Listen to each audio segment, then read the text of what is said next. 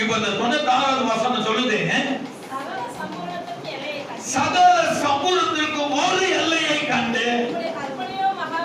கரங்கள் தட்டுங்க, கரங்கள் தட்டுங்க. பிரைஸ் எல்லாம், பிரைஸ் எல்லாம், பிரைஸ் எல்லாம். கற்பனை என்னவா? மகா ஆசீர்வாதம். ஆண்டவர் எப்போ எது வேணாலும் கொடுப்பார். ஆனா அதை நீ அனுபவிக்கணும். ஒரு கொடுத்துட்டாருன்னா ரூபாய் கட்டிட கூடாது. அனுபவிச்சுட்டாதான். அல்ல என்னதான் சொல்லுங்க. அல்ல சொல்ல மாட்டீங்க. இல்லைங்க, சுரக்கும். கிணத்துல தண்ணி இருக்குல்ல, நீ ஒட்டுக்கிட்டேடா புது தண்ணி தான் இருக்கும், சுரக்கும்.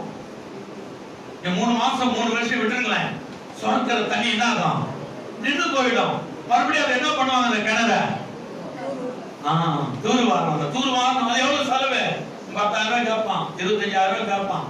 கிணத்துக்கு தகுந்த மாதிரி அகலம் ஆழம் இதெல்லாம் பார்த்து தான் கேட்பாங்க.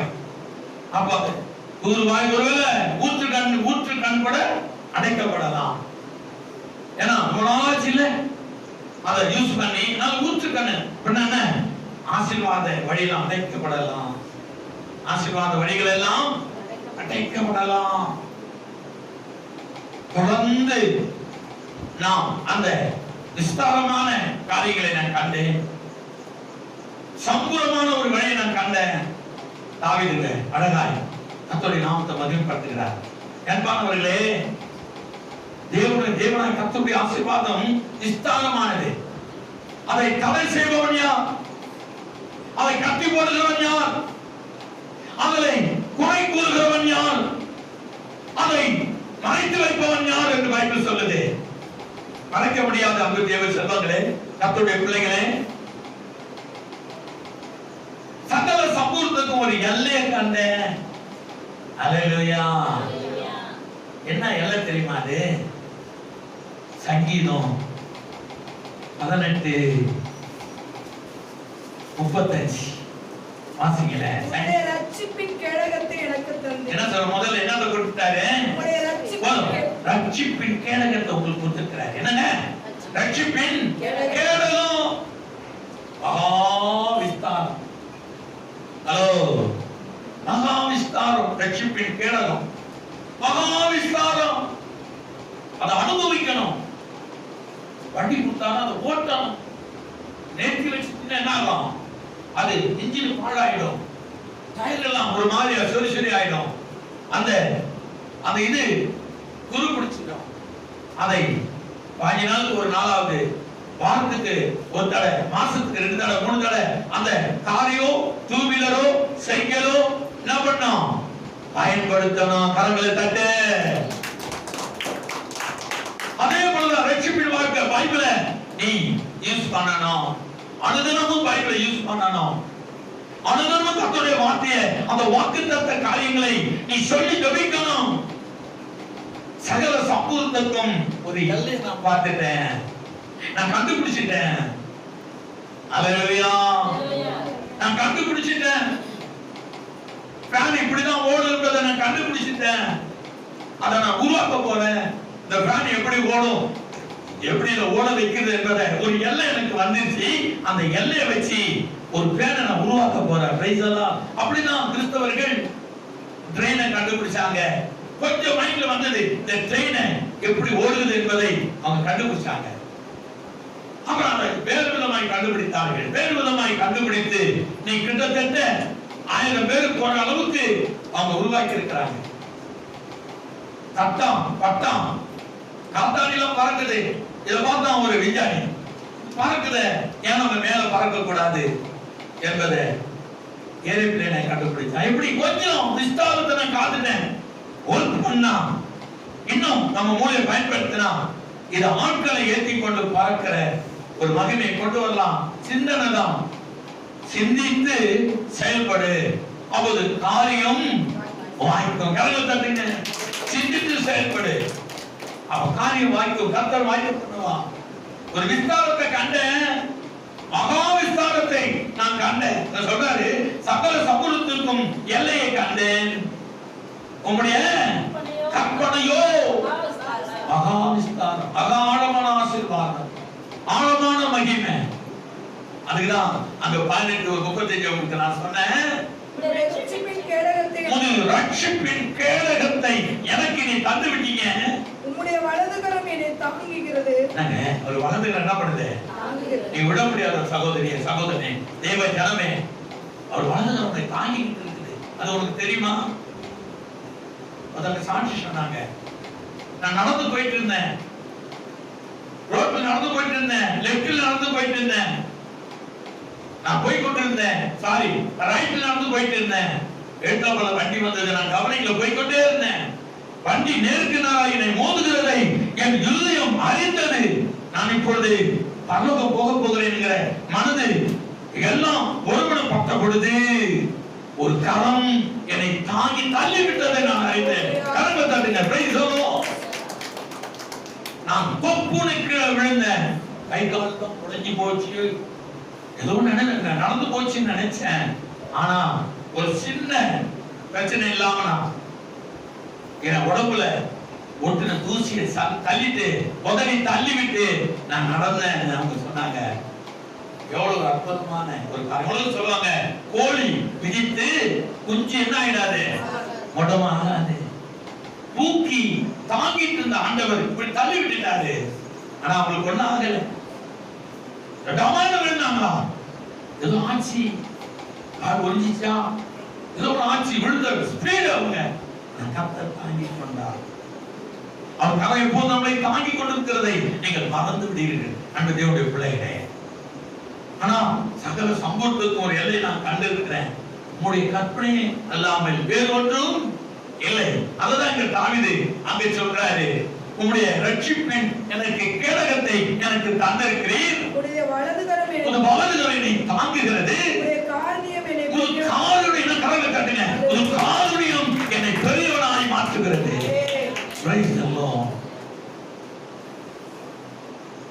ஒரு காருண்யம் என்ன ஆகுது?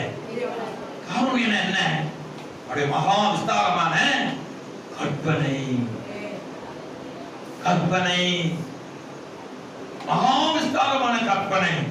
ஆபிரகாமுக்கு தேவன் ஒரு வாக்கு கொடுத்தார். என்ன கொடுத்தார்? என்ன கொடுத்தார்? முத அவனை சந்திக்கிறார். சந்தித்த உடனே ஒரு வார்த்தை கொடுத்தார். எத்தனை வாசிங்க, எத்தனை வாசிங்க, டக்குனு வாசிங்க. எல்லாம் தூங்குறீங்களா?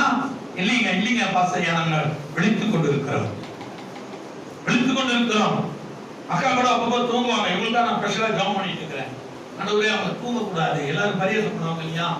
அவங்க விழித்திருந்து கர்த்தருடைய வார்த்தை கேட்கணும். இப்ப சொல்றேன், பல முறை ஜாம் பண்ண அவங்களுக்கு கிருபா கூட தெரியாது. கண்ணை மூடிட்டா யாரால முன்ன வந்து நிக்கிறீங்கன்னு எனக்கு தெரியும். கண்ணை மூடிட்டா அவங்களுக்கெல்லாம் நான் ஜாம் பண்ணேன். இவங்க இப்படியா அவங்க அந்த சகோதரி இப்ப கஷ்டப்படுறாங்க, சகோதரன் கஷ்டப்படுறாங்க, இந்த ஃபேமிலி இப்படி இருக்குது, ஆசீர்வாதம் உயர்த்தும், நடத்தும், கரம்படியும். வேலை இல்லாத இருக்கிறாங்க, ஜெபம் போயிட்டே இருக்கும். ஆனா ஜெபம் கேட்கப்படுதோ கேட்கப்படலையோ அது உங்களுடைய விசுவாசம் தான். நான் ஜெபிக்கிறேன், ஆனா உங்க விசுவாசம், உங்க நம்பிக்கை, உங்க உறுதி, உங்க நீதி, உங்க நியாயம், உன் நீதியும் நியாயமும் கரெக்டா இருந்ததுன்னா நான் ஜெபிக்கிற ஜெபம் உன்னை விடுவிக்கும். இல்லைன்னா விடுவிக்காது. ஏன்னா நான் ஜெபிக்கிறேன், நீ செய்த கிரியைகள் அங்கே தடையாவது நிற்கும். ஜெபம் வெற்றி வராது, சுகம் வராது, ஆரோக்கியம் வராது. நீ அந்த தாளத்துல ஏக்கத்துல இருக்கும் போதுதான் நான் ஜெபிக்கிற ஜெபம் உன் வீட்டுக்குள்ள வரும், உன்னை தொடும், உன்னை சுத்தமாக்கும், உன் தடைகளை நீக்கும், உன் பிரச்சனைகளை மாற்றும். என்னோட சகோதர சகோதரிகளே, எனக்காக என் பிரசங்க ஜெபிக்கிறாங்கிற ஒரு மரியாதையும் ஒரு பயமும் ஒரு ஊழியக்காரன் இருந்ததுன்னா ஊழியக்காரன் உனக்காக ஜெபம் பண்ணா நிச்சயமாய் கர்த்தருக்கு ஸ்தோத்திரம். அப்ப அந்த ஜெபம் உங்களை தாங்கும், உங்களை தப்பிக்கும், உங்களை உயர்த்தும், உங்கள் பலவிதமான காரியங்களை செய்ய உங்கள் கைகளையும் கால்களையும் உங்கள் இருதயத்தையும் ஸ்திரப்படுத்துவார் கர்த்தர். ஹல்லேலூயா, ஹல்லேலூயா. அதுதான் அந்த வசனம் சொல்லுது. என்ன சொல்லுது?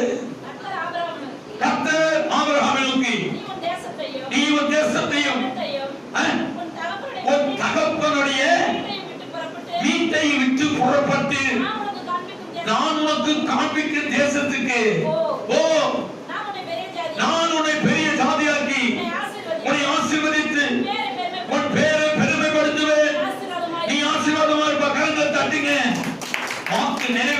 நிறைவேறினது. காரணம் ஏன் நிறைவேறினது? அவன் அந்த கர்த்தர் சொன்ன வார்த்தையில ஒரு முடி அளவு கூட அந்த விசுவாசத்தை விட்டுனாங்களா? அவன் வடக்கு தெற்கு மேற்கு கிழக்க நகர்ந்து போகவில்லை, நகர்ந்து போகவில்லை,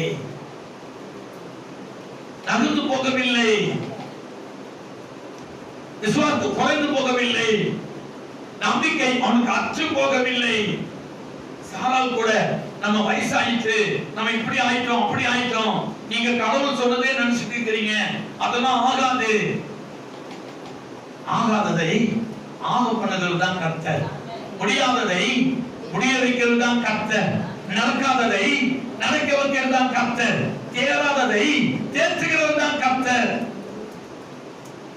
பண்ணாததை பண்ண வைக்கிறவர், பேசாததை பேச வைக்கிறவர் நம்ம கர்த்தர். அதுல ஒரு முடி அளவு கூட அவன் பின்வாங்கி போகல, வலது பக்கம் இடது பக்கம் சாயல. அதையே அவன் கண்ணோக்கி கொண்டிருந்தான், அதையே அவன் மனதில் நினைத்து கொண்டிருந்தான், அதையே அவன் சொல்லி ஜெபம் பண்ணி கொண்டிருந்தான். நாட்களும் காலம் இருக்குங்க, நாட்கள் மாதம் வருடம் கடந்து போகலாம். ஹலோ, நாட்களும் காலமும் மாதமும் வருடமும் கடந்து போகலாம். கர்த்தருடைய வார்த்தை ஒரு நாளும் தடையாய் போவதில்லை.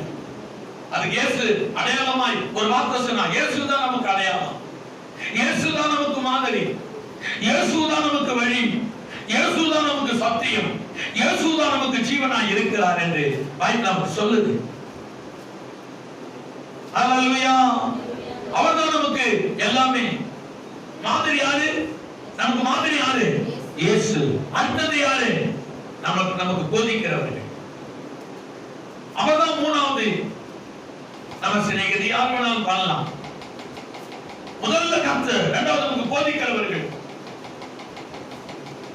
ஆண்டவரை எல்லாரும் நேசிப்பாங்க. ஆண்டவரை சொல்லுங்க, படாதவன், வல்லமாரி, முடிச்சவைக்கு, கொலகாரன், விபச்சாரக்காரன், வேசித்தனக்காரன், எல்லாரும் ஏசப்பா தோத்தனமாங்க. அவர் எல்லாருக்கும் சொந்தக்காரர். ஆனா சபை பாஸ்டர் ரட்சிக்கப்பட்டவங்களுக்கு ரொம்ப ரொம்ப சொந்தக்காரர். ஒரு போதகருக்கும் விசுவாசி போல நல்ல உறவு இல்லைன்னா, ஒரு நல்ல ஒரு அன்பு இல்லைன்னா, ஒரு நல்ல பாசம் இல்லைன்னா, சபைக்கு வந்தோடனே யாரை பார்க்கிறோம்? போதகர் தான் பார்க்கிறோம். இரண்டாவது தான் கர்த்தர்.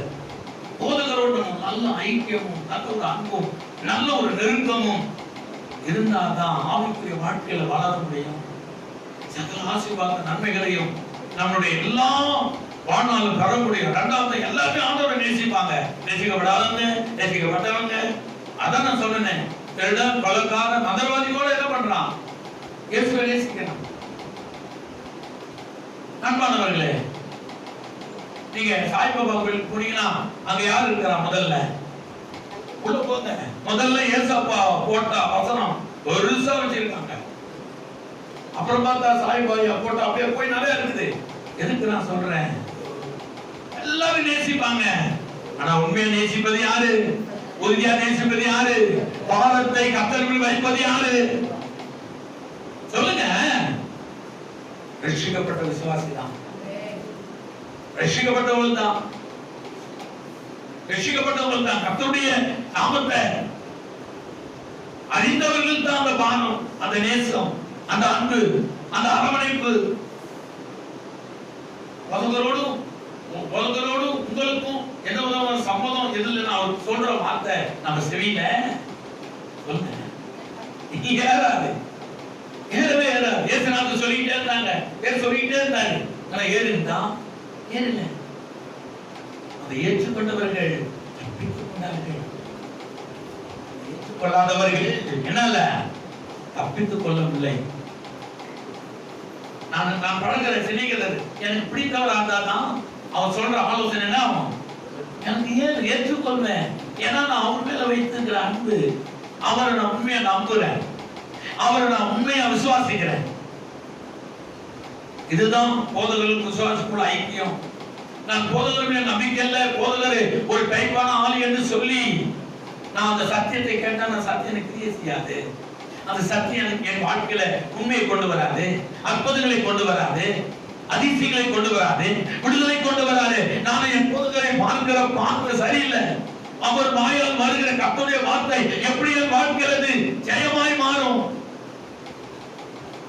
ஆமா சொல்லுங்க சொல்லுங்கம்மா. Praise the Lord. இப்போ போய் போறாங்க, சில மாசத்துல ஒரு மீட்டிங் நடத்துற போறாங்க. அவர் மீது அன்பு வைத்ததுனால அவரை நேசிக்கிறதுனால போறாங்க. முதல்ல அவர் வாயிலிருந்து கர்த்தருடைய வார்த்தை வருது, அதை விசுவாசிக்கிறாங்க, அற்புதம் நடக்குது.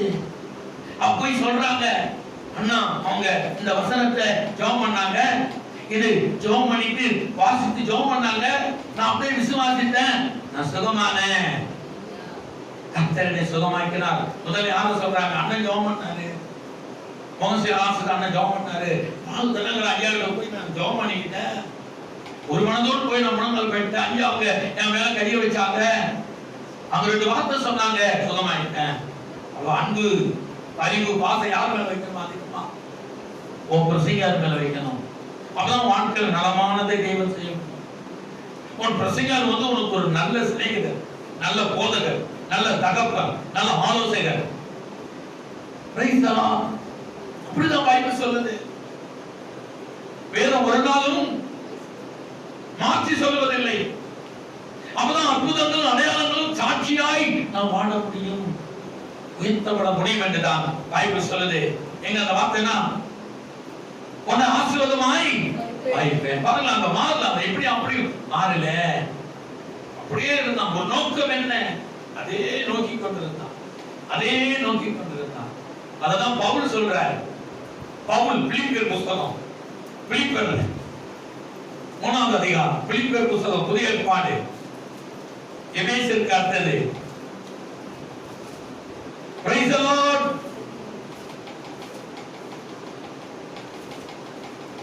பிலிப்பியர் எடுத்துட்டீங்களா?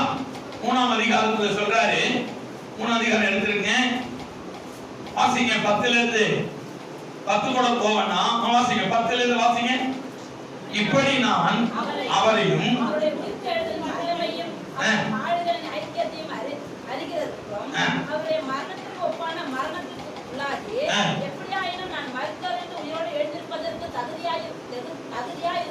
தகுதியாகும்படிக்கு படிங்க. யாரும் உங்களை ஒண்ணும் பண்ணல. பொறுமையா நாக்கம் அடிச்சு கர்த்தர் வசனத்து மேல கண்களை பதிய வைத்து படிக்கும் பொழுது அந்த வார்த்தை அப்படியே பொங்கி வந்து பாருங்க. உன்னை அறியாமலே ஒரு நாக்கு தெரியுது, அதை பதித்து அது மேல வச்சு கண்ணை வச்சு நீங்க படிங்க, தெளிவா படிங்க. அவருக்கான எல்லாவற்றையும் நஷ்டம் என்று விட்டேன், குப்பையுமாக என்னது பார்த்தீங்களா? முழுமையாய் அந்த கற்பலின் மீது கட்டளின் மீது இயேசு கிறிஸ்து உயிர்த்தெழுந்தார், எனக்காக அவர் உயிர்த்தெழுந்து பாவம் மன்னிப்புகிற மீட்பை எனக்கு தந்திருக்கிறார் என்று நான் விசுவாசத்தினால இந்த உலகத்துடைய ஆசீர்வாதத்தை குப்பை என்று எண்ணுகிறேன். ஒரு சகல சமூகத்துக்கும் ஒரு எல்லையை கண்ட அது தேவனாகிய கர்த்தருடைய கற்பனையே அல்லாமல் வேறு ஒன்றும் இல்லை. அதெல்லாம் வார்த்தையை ஆபிரகாம் சொல்றாரு, உன் பேரை பெருக பண்ணுவேன், நீ இந்த பூமிக்கு ஆசீர்வாதமா இருப்ப, உன் பேரை உன் எல்லைய எல்லாம் பெரிதாக்குவேன், என்னை நம்பி நான் காட்டும் தேசத்துக்கு போ. அவரை நம்பி நம்ம எங்க போனாலும் ஆசீர்வாதம் குறையுமா? சொல்லுங்க. சொல்லிட்டு செய்யாம இருக்காதீங்க. அது ஆண்டவருக்கு போய் சொல்றதா? அல்லேலூயா. ஈசாக்கு யார நினைச்சா? அந்த ஊர் ராஜாவை நினைச்சானா? அமலேக்கு நினைச்சானா? கூட இந்த நண்பர்கள் நினைச்சானா? அவங்களுக்கு வேலைக்காரி நிறைய பேர் இருந்தாங்க, அவங்க நினைச்சானா? ஆண்டவர் சொன்னாரு, ஒரு வார்த்தை சொன்னாரு. ஈசாக்கு என்ன சொன்னாரு? பைபிள் இல்லாம சொல்லுங்க. அப்படியே என்ன சொன்னாரு? ஈசாக்கு அந்த தேசத்திற்கு இல்ல, அவருக்கு ஒரு வார்த்தை ரகசியமா சொன்னாரு. என்ன சொன்னாரு? அவன் அந்த தேசத்துக்கு புறப்பட்டு வெளியூருக்கு போன நினைச்சான். ஆண்டவர் வார்த்தை சொன்ன என்ன சொன்னாரு? நீ அந்த தேசத்துல என்ன பண்ண? கூடாரம் போடு, தங்குனாரு. அந்த வார்த்தை எங்களுக்கு தேடி கண்டுச்சு. அவர் சொன்ன வார்த்தை தான் நமக்கு முக்கியம். நீ எங்கேயும் புறப்பட்டு போக வேணாம், இந்த தேசத்துல உன் கூடாரத்தை அமைனாரு. எங்க தரிசனமாகி உன் தகப்பன் ஆபிரகாமுக்கு நான் ஆண்டவனா இருந்தேன். சொல்லுங்க, விஸ்தாரமா எதை நான் கண்டேன்? கர்த்தர் அவனுக்கு தரிசனமாகி நீ எகிப்துக்கு போகாமல் விட்டீங்களா? இல்ல மனப்பாடமா வச்சுக்கணும். நம்ம வேற எதையோ மனப்பாடமா வச்சு சொல்லிட்டு இருக்கிறோம். ஆனா கர்த்தருடைய வார்த்தையை மனப்பாடமா வச்சு ஒரு விசுவாசிக்கு சொல்ல முடியல. ஊழியக்காரனுக்கு நீங்க என்ன பண்ணலாம்? ஒரு பெரிய ஊழியக்காரன், நான் இப்ப விசுவாசியா இருக்கேன், அவர் ஒரு பிரசங்கத்துக்கு பெரிய பிரசங்கம், ஒரு ஒரு ஒரு கன்வென்ஷன் மீட்டிங்ல அவர் பேசணும், பெரிய ஆளுங்க, வசதியிலும் சரி படிப்பிலும் சரி வாய்ப்பிலும் ஒரு பெரிய ஆளு. அது யார் நம்பர் அவர்கிட்ட என்ன போன் பண்ணி கேட்டாரு. ஹalleluya ஹalleluya ஹalleluya. ஹalleluya. அவர் ஒரு வசனத்தை எனக்கு கேட்டார். இந்த இஸ்ரவேலருக்கு மந்திரமும் பலிக்காது இங்க வசனம் எங்க இருக்குது மணி கொஞ்சம் சொல்லுங்களேன். நான் தான் உள்ளத்துல வச்சிருக்கிறேன். உடனே அந்த வசனத்தை சொன்னேன். என்னாகும் 23 என்னாகும் 23 சொன்னேன். அவதான் தலைப்புல பேசணும். ஏன்னா வெளியாளத்தில் பேசணும். ரட்சிப்பு கூட்டம் கன்வென்ஷன் மீட்டிங்ல போய் சபையில பேசுறவங்க பேச முடியாது. அப்படியே அப்படியே கதமா பேசணும். அப்பதான் எல்லா ஜனங்களும் அங்க வருவாங்க. எல்லா ஜனங்களும் கர்த்தரை ஏற்றுக்கொள்வாங்க. எல்லா நோயாளியும் வருவாங்க. எல்லா பிரச்சனைகளும் வருவாங்க. கதமா எப்படி இருக்குது? பல பூவை வச்சு நீங்க மாலையை கட்டி பாருங்க, உங்க தலையில கூட வச்சு பாருங்க, ஒரு பூ மாலை வராது. எப்படி வரும்? பல விதமான பூ மாலைகள் நம்ம தலையில வரும். Price the Lord. இஸ்ரவேல் விரோதமாய் மந்திரம் இல்லை, யாக்கோபு விரோதமாய். அதுதான் அந்த 23 சொல்லப்பட்டிருக்கு. அதனால ஒரு தலைப்பா வச்சிருக்கிறாரு. என்ன கேட்டார்? பத்திரக்கார ஸ்தோத்திர ஆண்டவரே. அவர் கேட்கிறாரு, நான் இல்லைன்னா நீ எல்லாரும் விசுவாசியான்னு கேட்பாரு. என்ன பயந்துட்டு டக்குனு கண்ணப்படி ஸ்தோத்திரம் பண்ண வசனம் கிளம்பி நின்றுது சொல்லிட்டேன். அந்த வேத வாசனம் என்ன சொல்லுது? கர்த்தர் அவனுக்கு தரிசனமாகி நீ எகிப்துக்கு போகாமல் எகிப்து போகாத தம்பி, இரு, நான் தான் உன்னை ஆசீர்வதிக்க போறேன். நீ அங்க போனாலும் இங்க போனாலும் எங்க வேணாலும் போனாலும் ஆசீர்வாதம் தான் வருமதா. எல்லாம் அவர் தானே செய்ய போறாரு, வேற யாராலும் செய்ய முடியாது. எப்படிதான் கர்த்தருடைய வாக்குத்தத்தம் நமக்கு சொன்னாலும் அவர் சொல்ற பிரகாரம் நாம இருந்து விசுவாசித்து உழைத்து ஓடி சம்பாதிக்கும் போது கர்த்தர் நம்ம சம்பாதத்தை என்ன பண்றாரு? பெருக பண்ணுகிறார். நம்ம கையின் பிரயாசத்தை அவர் என்ன பண்றாரு? ஆசீர்வதிக்கிறார். அது பெருகி போகிறது. ஹalleluya. நீ போகாமல் நான் உனக்கு சொல்லும் இடத்திலே குடியிரு, நான் உனக்கு கொடுக்க வேண்டியது கொடுப்பேன். இல்ல இன்னைக்குள்ள ஆசீர்வாதத்துக்கு போயிடும், நான் வரமாட்டேன், ஐயோ இவ்வளவு என்ன கிடைக்குது, அவளுக்கு மீது ஒருவனு கூட கிடைக்காது. விசுவாசப்படி உனக்கு இல்ல, நான் ஜெபிக்க போறேன், கர்த்தர் நீ கொடுக்கிற வருவன் அதுக்கு எனக்கு அதிகமாய் கொடுப்பார். Praise the lord. ஹalleluya.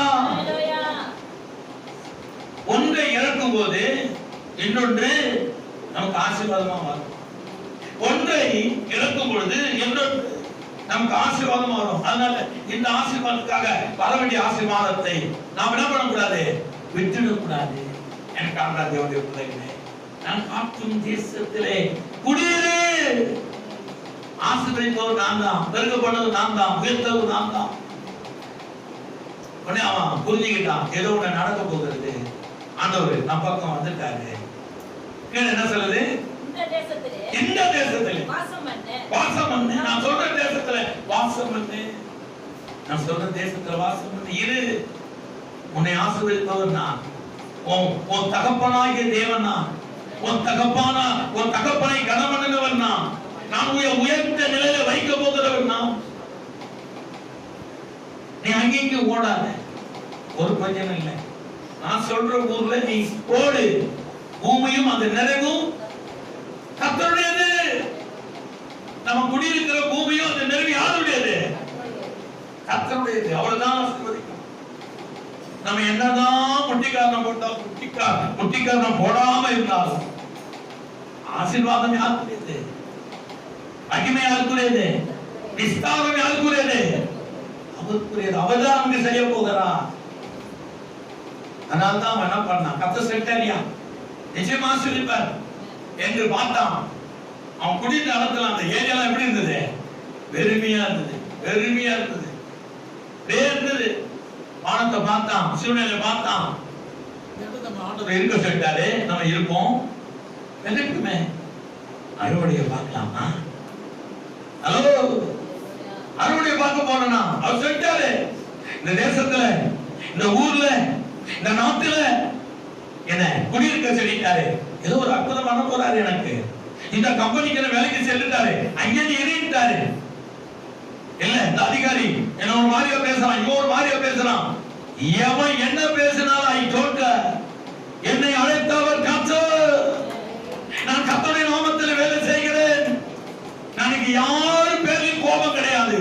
நான் குண்டி போனாலும், நான் செழிப்பாக்கினாலும், நான் நடந்தாலும், சோர்வடைந்தாலும் என் கோபம் யாரு கிறிஸ்து மேலதான் இருக்கும். மனிதர் மேல எனக்கு கோபம் வரக்கூடாது. அது தேவையும் அல்ல. கர்த்தர் பார்த்துக் கொள்வான். என் மேலான அதிகாரிகளுக்கு நான் கீழ்ப்படிய வேண்டும். அவன் என்ன சொன்னாலும் பரவாயில்ல, என் வேலையிலே நான் கரெக்டா இருப்பேன், என் போக்கில கரெக்டா இருப்பேன், என்னுடைய காரியங்களை நான் கரெக்டா இருப்பேன். எனக்காக கர்த்தர் என்ன பண்ணுவாரு? யுத்தம் செய்வான், யாவையும் செய்வான். நான் செய்ய வேண்டியதை நான் செய்வேன், அவர் செய்ய வேண்டியதை. Price the Lord. இதான் விசுவாசம், இதான் விசுவாசம், இதான் கர்த்தருடைய கற்பனை. மகா விஸ்தாரம், விஸ்தாரம், விஸ்தாரம். அத சொல்லிட்டாரு. அப்போங்க நான் ஒரு பணம் நான் இருக்கிறேன், அவர் பண்ண போறேன். அது பண்ணா நல்லா இருக்குமா? அவிசுவாசம் இல்ல, விசுவாசத்தோடு நான் ஒன்றை செய்ய போகிறேன். அது என்ன? அந்த தேசத்துல அவன் என்ன பண்ணான்? எதை விதைத்தான்? விதைக்கணுங்க, விதைக்க கற்றுக்கொள்ளுங்க. என் அன்பான ஜோடிய பிள்ளைகளை, என்னென்ன விதைக்கணும்? கர்த்தருடைய வார்த்தை என்ன பண்ணேன்? வீடு கூட போய் விதை. கர்த்தர் நல்லவருமை நேசிக்கிறான்னு சொல்லு. விதை, விதை, விதைய விதை. சில விதை காட்டுல, சில விதை வெயில்ல, சில விதை நம்ம ரோட்டுல, சில விதை மேடு பகுதி, சில விதை கட்பாறை, குடிகாரன் கொள்ளக்காரன் தான் கட்பாறை, அதுல விதை. சில விதை கொச்சினு போறாம இந்த விதை அதை நெருக்கி போட்டுறோம். 4 பேர் 4 வார்த்தை சொன்னா விசுவாசி, நல்ல விசுவாசி இருந்தா கூட 4 வார்த்தை 5 வார்த்தை காதுல கேட்கும் போது 6வது வார்த்தையில என்ன ஆயிடும்? அந்த ஆத்மா சுருங்கி அந்த விதை என்ன ஆகாது, மேல வராது. நான் ஒருத்தர் கேட்டேன், ஐயா எல்லா தென்னை மரமும் வயமா இருக்குது, ஏன் இந்த தென்னை மரம் மட்டும், இந்த தென்னை மரம், அடுத்த தென்னை மரம், அடுத்த தென்னை மரம், அப்ப 6 தென்னை மரம் இருக்குது. 6 தென்னை மரத்துல 3 தென்னை மரம் நேரா இருக்குது. 3 தென்னை மரம் எப்படி இருக்குது? உனக்கு இந்த பக்கம் சாஞ்சு போச்சு, இந்த பக்கம் சாஞ்சு போச்சுன்னு சொன்னேன். அதுக்கு அவர் சொன்னாரு, மணி ஏன் தெரியுமா சாஞ்சு இருக்குது? நான் கேட்பேன், சில பேருக்கு உலகத்துக்கு தெரியாத காரியம் நிறைய இருக்கு, பைபிளுக்கு தெரியாத நிறைய இருக்கு. அப்புறம் நான் கேட்பேன். சொன்னாரு, தென்னை மரம் நடணும்னா 20 அடிக்கு ஒண்ணு நடணும், இல்லைன்னா 18 அடி 17 அடியில கூட நடலாம்.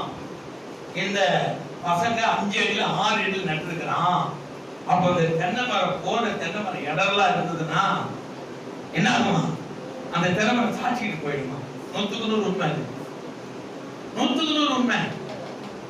அதை சாட்சிக்கிட்டு இடர்லாம் சொல்லி இப்படி சாட்சிக்கிட்டு போயிடும். சில மரம் இப்படி இருந்து இப்படி போகும். அந்த 2 பக்கத்துல இருந்து நேரா போகும். ஏன்னா இடர்ல இல்ல, நேரா போய் கணக்கு கொடுக்குமா? அல்லேலூயா. இது ஒரு விதமான விசுவாசம். அது சொன்னோன்னா எனக்கு பைபிள்ல சில வார்த்தைகள் ஆண்டவர் விலைக்கு சொன்னாங்க, வந்துட்டு உண்மைதான். அதே இப்படி உருக்கிட்டு இப்படி போய் வாழ்ந்துருமா? ஆனா விசுவாசமாகிய நம்ம மனிதர்கள் 4 வார்த்தை கேட்கும்போது என்ன ஆயிடுவாங்க? அப்படியே கூடி குறுகி என்ன ஆயிடுவாங்க? ஐயோ அப்படியா, அப்ப சர்ச்சைக்கு போகிறது வேஸ்ட் தானா? அப்ப நான் இனி போக மாட்டேன். அப்ப இப்படி எல்லாம் நடக்குமா, இப்படிலாம் இருக்குமா?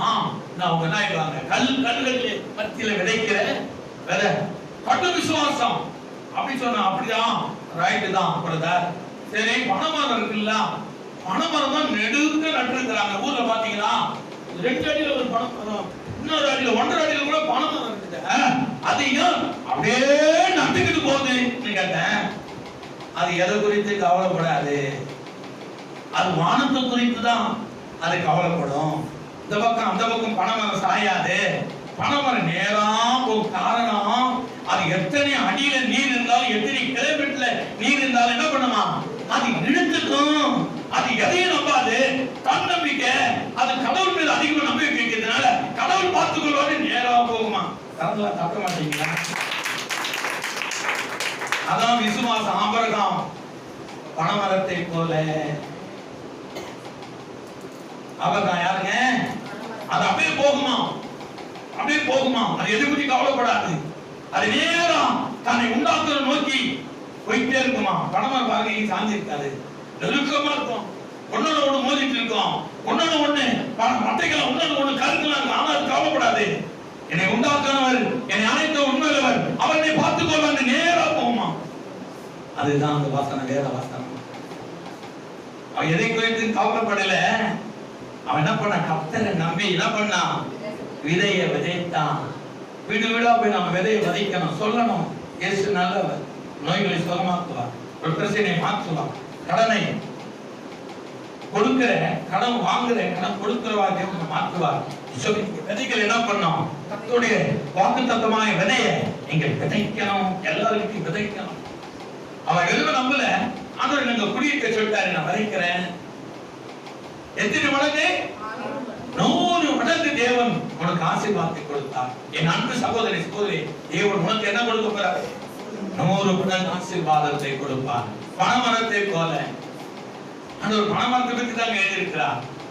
தென்னை மரத்தை பத்தி பைபிள் இருக்கா? ஏன்னா அது பயந்துருமா, ஐயோ எல்லாரும் நெருக்கிறாங்கன்னு சொல்லி என்ன பண்ணிடும், அது வளைஞ்சி இருந்த இடத்துக்கே போயிடுமா. எப்பா கிறிஸ்தவ வாழ்க்கை மோசமான வாழ்க்கை இருக்கு, மோசமான மனுஷர்கள், மோசமான அசாமிகள், நமக்கு இந்த வாழ்க்கை வேணாம், நம்ம பழைய வாழ்க்கைக்கே போயிடலாம். என்ன பண்ணிடுமா, வளைஞ்சி நமக்கு தொல்லை வேணாம், தொழில் வேணாம், எனக்கு இதுவே போதுமான்னு சொல்லி வளைஞ்சி இந்த பக்கம் போயிடுமா. ஆனா தென்னமரம் அப்படி இல்லை. என்னை அழைத்தவர் உண்மையுள்ளவர், என்னை உயர்த்துவார், என்னை ஆசீர்வதிப்பான். பனைமரம், பனைமரம் பனைமரம் சொல்லி பழகிக்கல.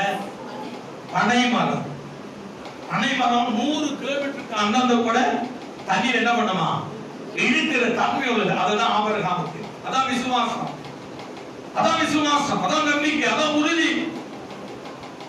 இதுக்குதான் இந்த வார்த்தைகள். அவன் யாரையும் நம்பல. ஆண்டவர் சொல்லிட்டாரு, என்ன ஆசீர்வதிப்பாரு, உயர்த்துவாரு சொல்லி என்ன பண்ணா, எத்தனை மடங்கு? 100 மடங்கு. யாரை நம்பி விதைச்சான்? கர்த்தரை தான் நம்ம நம்புறோம். யாரையும் இந்த உலகத்துல நம்ப வேண்டாங்க. கர்த்தரை நம்பி தாங்க விதைச்சான். கர்த்தரை நம்பி தாங்க அவங்க கல்யாணம் பண்ணிட்டாங்க. கர்த்தரை நம்பி தாங்க ஒரு பெரிய கம்பெனி அவங்க கட்டி இருக்கிறாங்க. கர்த்தரை நம்பி தான் இந்த ஈசிஆர்ல இருக்கிற எல்லா கடையும் கட்டி இருக்கிறாங்க. எல்லா கடைக்கும் வியாபாரம் நடக்குது. என்னங்க தப்ப மாட்டீங்களா? எல்லா கடையிலும் வியாபாரம் நடக்குது. அன்னைக்கு ஒரு பாஸ்போர்ட் இருந்தது, இன்னைக்கு 1000 பாஸ்போர்ட்லயும் வியாபாரம் நடக்குது. 11 மணிக்கு போய் ஒரு முட்டை சாதம் போங்க, அங்கு முடிஞ்ச 1/2 மணி நேரம் ஆகுதுன்றான். நினைச்சு பாருங்களேன். ஈசாக்கு கர்த்தரை நம்பி விதைச்சான், கர்த்தரை ஆசீர்வதித்தான். நீ நானும் கர்த்தரை நம்பி விதைப்போம், கர்த்தரை நம்பி உழைப்போம், கர்த்தரை நம்பி குடும்பத்தை நடத்துவோம், கர்த்தரை நம்பி வேலைக்கு போவோம், கர்த்தரை நம்பி வாகனத்தில் பிரயாணம் பண்ணுவோம். ஊழியம் செய்தா கர்த்தரை நம்பி ஊழியம் செய்யுங்க. மனுஷனுக்கு ஊழியம் செய்யாங்க. வசனங்கள் சொல்லப்பட்டிருக்கு. என்ன சொல்லப்பட்டிருக்கிறது? கர்த்தருக்கென்று பாத்தீங்க ஒரு ஆளு, கர்த்தருக்கென்று நல் மனதோடு ஊழியம் செய்யுங்கள். அதை படிக்க மாட்டீங்க. மேல பாருங்க, மனுஷனுக்கு ஊழியம் செய்யாமல் கர்த்தருக்கென்று நல் மனதோடு நீ ஊழியம் செய்யலாம். நல் மனதோடு செய், நல் மனதோடு பாடு, நல் மனதோடு பிரசங்கம் பண்ணு, நல் மனதோடு ஆண்டவர் மேல விதைகள் விதை 1000 மடங்கு ஆசீர்வாதத்தை கொடுத்தார். பல மடங்கு. எல்லாம் நம்ம எதுக்கும் தடையா இருக்கக்கூடாது என்பதை நான் வெளியரங்கமாய் கர்த்தருடைய வார்த்தையை பேசிக் கொண்டிருக்கிறேன். அன்பான தேவனுடைய பிள்ளைகளே, தேவனுடைய பிள்ளைகளே, சகல சம்பூர்ணத்துக்கு ஒரு எல்லை கண்டேன். அது என்னவா? கர்த்தருடைய கற்பனையும் மகா விஸ்தாரம். இப்படி இருங்க. நடந்தாலும் நடக்காவிட்டாலும், பிழைத்தாலும் பிழைக்காவிட்டாலும் கர்த்தர் பார்த்துக் கொள்வாருங்க. அப்படி போங்க. கடைசியாக வசனத்தை சொல்லி நான் முடிக்க போறேன். Price the lord. ஹalleluya. 2 நாளாகமம் 15:7 வாசிங்க. 2 நாளாகவும் 15:7 ஒரு வசனம், அது 2வது வசனம், அவ்வளவுதான். நீங்களோ உங்கள் கைகளை நெகிழ விட்டுறாங்க. என் அன்பு சகோதரனே சகோதரியே, உன் கைகளை நெகிழ விட்டுறாதீங்க. அது ஆபத்துல போய் முடிஞ்சுன்னு பைபிள் சொல்லுது. நீங்களோ சொல்லுங்க சொல்லுங்க, உங்கள் கைகளை நெகிழ விடாமல் திட்டம் கொள்ளுங்கள், உங்கள் கிரியைகளுக்கு ஆபதிகளா. உன் கிரியைப்படி, உன் விசுவாசத்தின்படி, உன் ஜபத்தின்படி, உன்னுடைய நடக்கையின்படி, உன்னுடைய உழைப்பின்படி, உன் எண்ணத்தின்படி, உன் சொல்லின்படி, உன் செயலின்படி, உன் ஜபத்தின்படி. ஹலோ, யாரும் ஒண்ணு நம்ம பண்ணிட முடியாதுங்க. ஒரு கப்பல்ல வேலை செய்யறோம், அவனால நம்ம என்ன பண்ண முடியும்? ஒண்ணு பண்ணலாம். என்ன பண்ணலாம் சொல்லுங்க சொல்லுங்க, நீங்க சொல்லுங்க. வேலை விட்டு தூக்கலாம், அதெல்லாம் பண்ண முடியும். வேற என்ன பண்ண முடியும்? என்ன ஊழியம் செய்ய தடுத்துட முடியுமா? பிரசங்கம் பண்ணாத என்ன தடுத்துட முடியுமா? சொல்லுங்க. நாமளே ஆத்மா வந்தாலும் விளையாட்டுனாலும் அந்த நேரத்தை என்ன பண்ணுவோம்? பிரசங்க பண்ணிட்டே இருப்பேன். என்னை அழைத்தவர் உண்மையுள்ளவர், அவர் நடத்துவான், அவர் நடத்துவான், அவர் போஷிப்பான். அதான் தாவீது ஒரு அதிகாரப்பூர்வமாய் வார்த்தை சொல்றாரு. சங்கீதம் 27:1 சொல்றாரு, கர்த்தர் என் வெளிச்சமும் ரட்சிப்புமானவர், யாருக்கு பயப்படுவேன், யாருக்கு மாற்றுவேன்? கர்த்தர் என் ஜீவனில். கரங்களை தட்டுங்க, நல்லா தட்டுங்க, நல்லா தட்டுங்க, நல்லா தட்டுங்க. உங்களை தாயின் கருவில் கண்டவர் யாருங்க? கர்த்தர். யார் உங்களை என்ன பண்ண முடியும்? என்ன தாயின் கருவில் கண்டவர் கர்த்தர். என்னை யார் என்ன பண்ண முடியும்?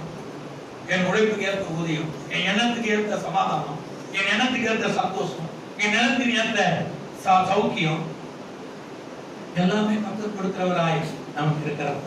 அல்லேலூயா. அப்ப மறுபடியும் அந்த 2 நாளாகமம் 15:7 வாசிங்க. நீங்களோ உங்கள் கையில விட்டுறாதீங்க, அவிசுவாசத்தை விட்டுறாதீங்க, பொய்க்கு விட்டுறாதீங்க, புறத்துக்கு விட்டுறாதீங்க, கபடுக்கு விட்டுறாதீங்க. வேணாம், தேவையில்லை. அது நம்ம கைகளுக்கும் காலுக்கும் வாய்க்கும் வேதனை கொண்டு வந்த நம்ம சகோதரனே சகோதரியே, அதை மனதில் வைத்துக் சொல்ற. நீங்களோ உங்கள் கைகளை நெகிழ விடாமல் திடம் கொள்ளுங்கள், உங்கள் கிரியைகளுக்கு பலன் உண்டு. ஒரு விசுவாசத்துக்கு ஏற்ற பலன் உண்டு, ஒரு நம்பிக்கைக்கு ஏற்ற பலன் உண்டு, ஒரு ஜபத்துக்கு ஏற்ற பலன் உண்டு. அந்த சொல்ற. அல்லேலூயா. ஒன்று, நீ என்ன விசுவாசிக்கிறாயோ உன் கிரியைகளுக்கு தக்க பலன், உன் கிரியைகளுக்கு தக்க பலன் உண்டு. அந்த சொல்ற. கீழே கீழே மட்டும் ஒரு வசனத்தை வாசிங்க. கீழே 8.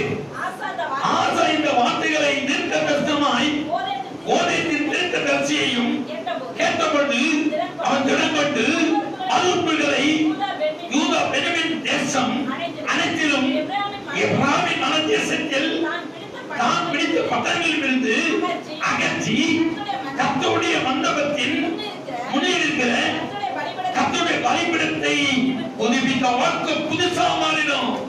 அப்போ வார்த்தை கேட்கிறவங்களுக்கு எப்படி இருக்கணும்? புதுசா இருக்கணும். நாங்கள் வார்த்தை புதுசா சொல்றீங்களே, நான் விசுவாசிக்கிறாங்க, அப்படியா? அப்படி நடக்குமா? நீங்க ஜெபம் பண்ணா அற்புதம் காணலாமா? உபவாசி ஜெபம் பண்ணா பிரச்சனை மாறுமா? அப்படியா? ஒரு புதிய வார்த்தையை சொல்றீங்களே.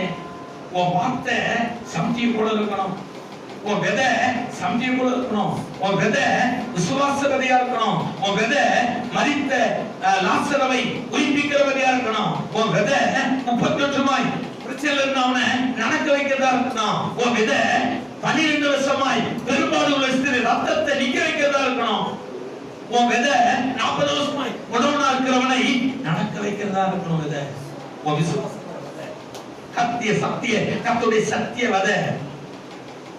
ஹலோ, இருக்கிறீங்களா? கரங்களை தட்டுங்க. அப்படியே சகோதரிகளே, வேற என்னங்க?